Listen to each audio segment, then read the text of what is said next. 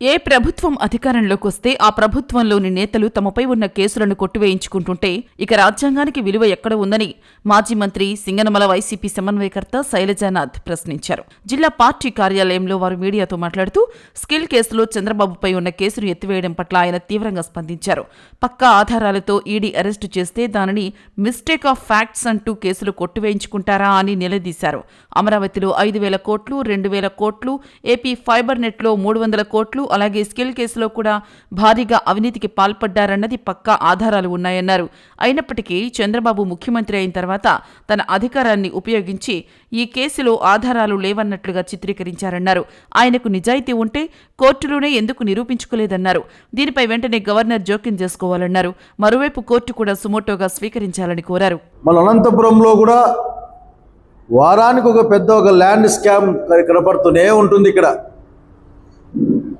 ఏమని మాట్లాడితే ముఖ్య ప్రజాప్రతినిధి బెదిరించారు అని చెప్తా ఉంటారు. ఇక్కడ అధికారులు చూస్తూ ఊరికే ఉంటారు. అదే కోవలో అనేక సంఘటనలు జరిగాయి. మిత్రులారా, వీటన్నిటినీ మించిన ఒక విషయం మనం మాట్లాడుకోవాలి. భారతదేశంలో ఎక్కడా లేని విధంగా, ఏ రాష్ట్రంలో లేని విధంగా పరిపాలనలో ఉన్న ముఖ్యమంత్రి తనపై ఉన్న ఆరోపణల్ని, తనపై ఫైల్ చేయబడ్డ కేసుల్ని వాటిని మూసివేయించే కార్యక్రమం, వాటిని ఎత్తివేసి తనకు తానే కితాబిచ్చుకుని తన కాళ్ళకు తానే దండం పెట్టుకుని చిరంజీవాని అతనే జీవించుకున్నట్లు నేను చాలా పులుగడిగిన ముత్యాన్ని అని చెప్పే ప్రయత్నాన్ని గమనించమని కోరుతా ఉన్నాం. చంద్రబాబు నాయుడు గారు, మీరు ఇప్పుడు ఉంటారే పండరు. రాబోయేది వైఎస్ఆర్ కాంగ్రెస్ పార్టీ ప్రభుత్వం స్పష్టం.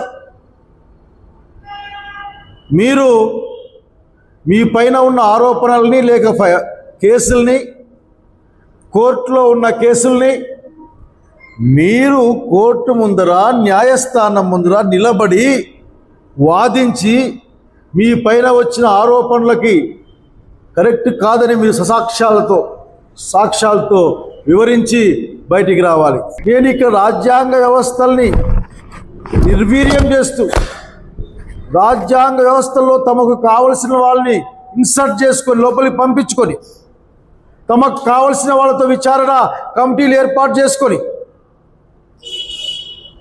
వ్యవస్థల్ని ధ్వంసం చేస్తూ ఈ రోజున మీరు సాగిస్తున్న ఈ కేసుల మూసివేత కార్యక్రమం రాజ్యాంగ విరుద్ధం, దాని స్పిరిట్కి వ్యతిరేకం. ఇది మీరు ఒక చెడ్డ సాంప్రదాయాన్ని, ఇంకెవరైనా సరే ఈ డెమోక్రసీ అనే నంబర్లో ఎవరైనా సరే అధికారంలోకి వస్తే తమ మీద ఉన్న అన్ని కేసుల్ని మాఫీ చేయించుకోవచ్చు, మూసివేయచ్చు అనే ఒక భరోసాను కల్పించే మీ యొక్క ప్రయత్నం అది.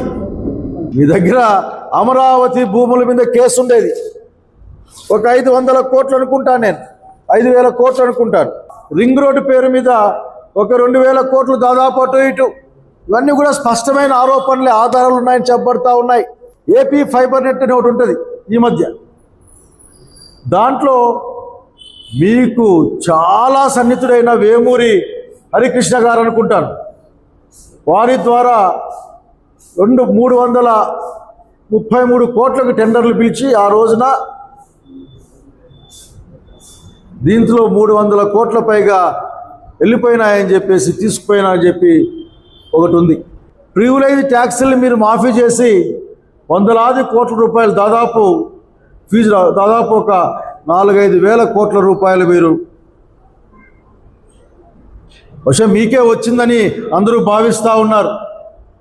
ఉచిత ఇసుక పేరుతో దాదాపు 10,000 కోట్లకు పైగా మీరు స్కామ్ చేశారని ఆంధ్రప్రదేశ్ ప్రజలు మాట్లాడుతూ ఉన్నారు. స్కిల్ కేసుని మూసివేయించుకోవడం, మీరు ఈ రోజున స్కిల్ కేసును కూడా మూసేయించుకున్నారు. నేను అడుగుతా ఉన్నాను, ఈరోజు రాజ్యాంగ వ్యవస్థలుగా ఉన్న గవర్నర్ గారు కానీ, అట్లాగే ఉన్నత న్యాయస్థానాలు కానీ దీని మీద జోక్యం చేసుకోవాలని నేను అడుగుతా ఉన్నాను. కళ్ళెదురుగా వ్యవస్థల నాశనం ఎట్లా ఉంటుందంటే, స్కిల్ కేసుకు పోయినప్పుడు ఆ రోజున అయ్యో ఇంత పెద్ద ముసలాయిని జైలు పంపించారని మా ఇంట్లో కూడా బాధపడ్డాం ఆ రోజున. కానీ నీ కేసు లేదని బాధపడలే. ఆ రోజు కూడా వయసు ఎక్కువైన పెద్ద ఆయన్ని పంపించాలనుకున్నాం, కానీ మీ పెద్దరికాన్ని ఎక్కడా చూపించుకోలే. మీరు మరొకసారి మీకున్న సహజమైన బుద్ధినే చూపించారు. కానీ వచ్చే క్రమంలో సిమెంట్స్ కంపెనీ ప్రకటించింది మాకు సంబంధం లేదు అని. అప్పుడే అర్థమైంది మీరు చేసిన ఆ ద్రోహం ఏదో, లేదంటే మీ దగ్గర దోచుకోబడ్డ అంశం ఏదో. ఆ రోజున మీరు ఆ ఇద్దరిని ఈడీ అరెస్ట్ చేసింది, జైల్లో కూడా పెట్టింది. అంటే ఏ ఆధారాలు లేకుండా కేసులో పెడతారా? ఎవరికి మీరు చెవులో పూలు పెడదామనుకున్నారు? సంక్రాంతి పండుగ వచ్చింది కదా, గుమ్మడికాయలు పెట్టే ప్రయత్నం చేస్తూ ఉన్నారు చెవుల్లో మీరు. ఆ డిజైన్ టెక్ అనే ఎండీని కూడా అరెస్ట్ చేసింది. మీరు కేసు మూయడానికి చెప్పిన మాట ఏంటంటే మిస్టేక్ ఆఫ్ ఫ్యాక్ట్స్ అట. ఏంది మిస్టేక్ ఆఫ్ ఫ్యాక్ట్స్ మాకెవరికి అర్థం కావడంలే. అంటే ఈడీ అరెస్ట్ చేసింది మిస్టేక్ ఆఫ్ ఫ్యాక్ట్సా? ఈ రోజున కేవలం ఆ డిపార్ట్మెంట్లో ఉన్న వాళ్ళని బెదిరించారో, భయపెట్టారో, విపరీతంగా పొగిడారు నాకు తెలియదు. కానీ ఆ కేసులో మిస్టేక్ ఆఫ్ ఫ్యాక్ట్స్ అట. ఈ రోజున డిపార్ట్మెంట్ సమాధానం చెప్పాలి.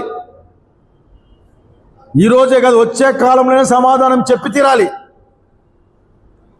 అంటే ఎవరు నేరం చేసినా సరే వాళ్ళకి అధికారం వస్తే ఆ కేసులు మాఫీ చేయబడతాయనే ఒక దుర్మార్గమైన ఆలోచనని సమాజంలో పెంచే మీలాంటి వాళ్ళని గురించి ఆలోచించాల్సిన అవసరం ఉంది.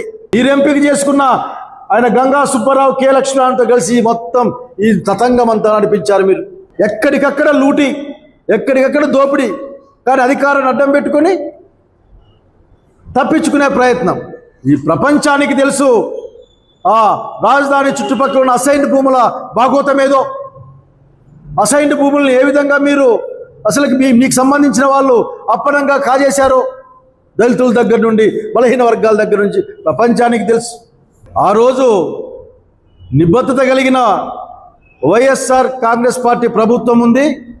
ఈరోజు కేసులను తప్పించుకోవాలనుకునే మీ ప్రభుత్వం ఉంది బాబు గారు, అంతకంటే ఇంకేం లేదు. ఆ డబ్బులు మీరు ఏం చేశారంటే స్పష్టంగా చెప్తా ఉన్నా, అచ్చెన్నాయుడు గారి పేరు తీసుకోవాల్సి వస్తుంది ఆఖరికి. ఆ రోజున ఆయనే దానికి సంబంధించిన మంత్రిగా ఉన్నట్టు నాకు గుర్తు. అసలు మీ డబ్బులన్నీ కూడా ఎక్కడికి పోయినాయి? మీరు ఒత్తిడి వేస్తారు, అధికారులను బెదిరిస్తారు, మరి పిలిపిస్తారు, మళ్ళీ సాక్ష్యాలు మార్పిస్తారు. అంటే ఇప్పుడు డిపార్ట్మెంట్లో ఎవరు వస్తే వాళ్ళు, ఏ గవర్నమెంట్ వస్తే ఆ గవర్నమెంట్ ఆఖరికి నేరాలని మాఫీ చేస్తూ పోతుంటే ఏ విధంగా ఉంటుందో అర్థం చేసుకోమని కోరుతా ఉన్నాం. మీరు ఒక చెడ్డ ఒరవడిని సృష్టిస్తూ ఉన్నారు. మీరు స్పష్టంగా చెప్పండి, ఆ రోజున మీ ఆఫీస్ ఖాతాలోకి సాక్షాత్తు మీ టీడీపీ ఆడిటర్ ద్వారా 77 కోట్ల రూపాయలు రాలేదా? నిజంగా మీరు అంత పులుగడిగిన ముత్యమే నమ్మితే, పులిసిపోయిన ముత్యం కాదు, పులుగడిగిన ముత్యమని మీరు అనుకుంటే ఎందుకు న్యాయస్థానము నిలబడి, ఎందుకు మీరు ఆర్గ్యుమెంట్ చేసుకుని మీరు బయటికి రారు? ఎవరు కాదనే వాళ్ళు ఎవరు లేరు కదా. కేవలం అధికారం ఉంది, మరి రాదు. అధికారం ఉంది, అధికారం అని చేసుకోవాలా. చివరికి ఎన్ఫోర్స్మెంట్ డైరెక్టరేట్ కూడా దొంగ తప్పుడు ఇన్వాయిస్లు ఇచ్చినారని, బోగస్ ఇన్వాయిస్లు ఇచ్చినారని ఆ రోజున కేసు పెట్టిందే. చివరికి ఈడీ యొక్క రిపోర్టు కూడా మిస్టేక్ ఆఫ్ ఫ్యాక్ట్సా ముఖ్యమంత్రి గారు, అట్లాగే సిఐడి పెద్దలారా? మిమ్మల్ని ఏ భరోసాతో నమ్మాలి? ఎవరైనా సరే ఎంత పెద్ద క్రైమ్ చేసినా సరే మీ యొక్క చొరవ ఉంటే, అధికార పీఠం యొక్క ఆదరణ ఉంటే అవి కొట్టేస్తారు, మాఫీ చేస్తారు. అదే ఈ రాష్ట్రంలో ఏదైనా ఒక పండగ పబ్బమో వచ్చి, ఒక బర్త్డే వచ్చి కోడికి వస్తే కేసు పెడతారు. ఇలా మాంసం బిర్యానీ వండుకుంటే కేసు పెడతారు. ఒక పెద్ద ఫ్లెక్స్ వేస్తే కేసు పెడతారు. జై జగన్ అంటే కేసు పెడతారు, దళితుల్ని నడి రోడ్లో కొట్టిస్తారు.